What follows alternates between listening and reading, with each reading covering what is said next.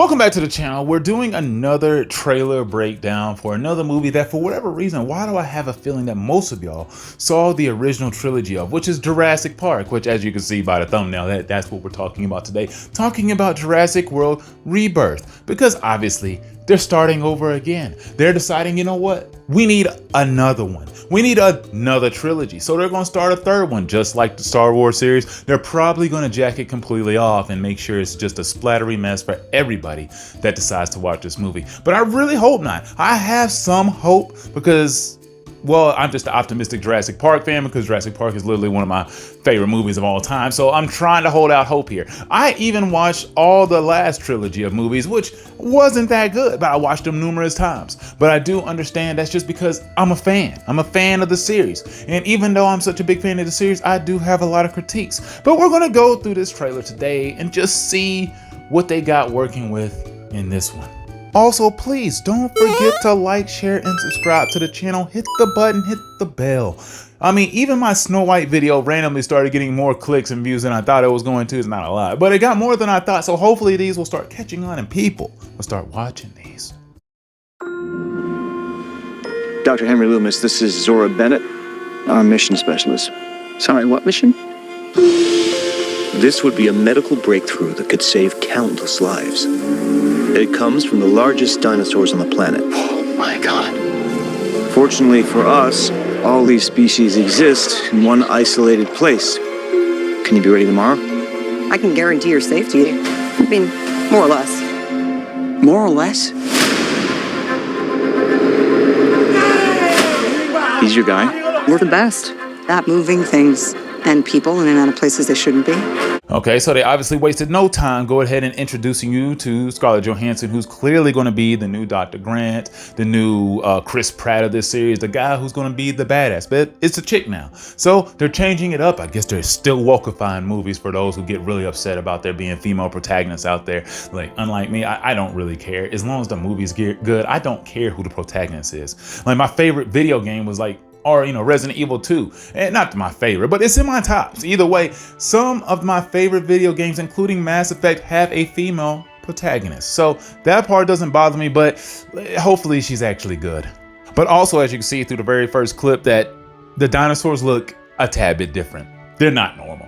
Like, it's already an island full of genetically engineered dinosaurs. Now it looks like they got shipped to the island, apparently with all the really genetically enhanced dinosaurs, the ones that they clearly weren't gonna put on another island. Move up towards Barbados, avoid government patrol, but there aren't that many anymore. Why's that? No one's dumb enough to go where we're going. So wannabe New Age Blade Mushahala Ali basically confirms that, yeah, they're going to an island that consists of a whole bunch of freaky alien type of dinosaurs.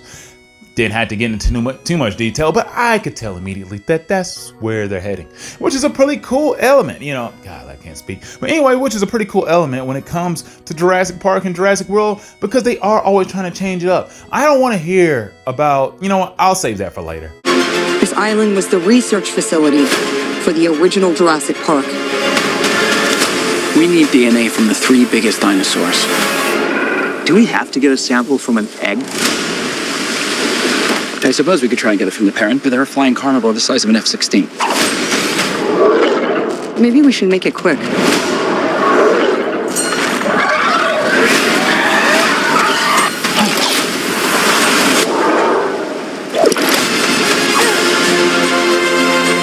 These dinosaurs were too dangerous for the original park. Please don't say they're raptors. They're raptors. The worst of the worst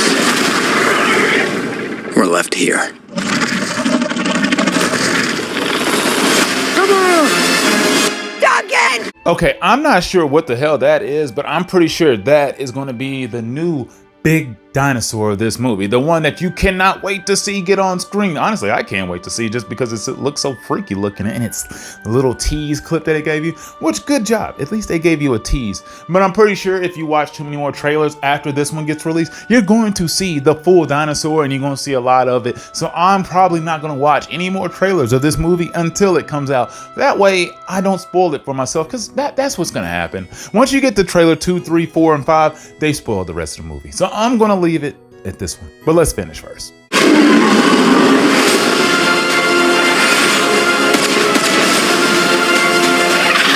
put ourselves in a place we don't belong. Survival is a long shot. What the hell are those? They're helping the mosasaur defend territory, stalk, hunt. None of what you just said is good.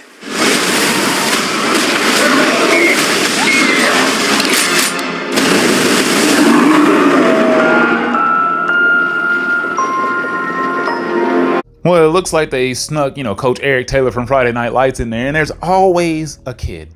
They always got to throw the same kid element into Jurassic Park. And the thing is, like, okay, they go with the same normal tropes. It's got the same feel, the same vibe, same music, same looking islands, water, same type of protagonist. I mean, they really stuck to the formula when it came to the Jurassic Park series. They didn't want to mix it up too much to the point where they're like, we're going to turn off all the old fans, because old fans, just like me, are going to go back and watch this movie again. So I kind of get what they were going with this. Now, they obviously don't seem like they're trying to appeal to new fans, but honestly, anytime people have kids between the first and the last movie and a new generation people pop up, like, you know what, maybe that might be pretty cool. Some people will check it out.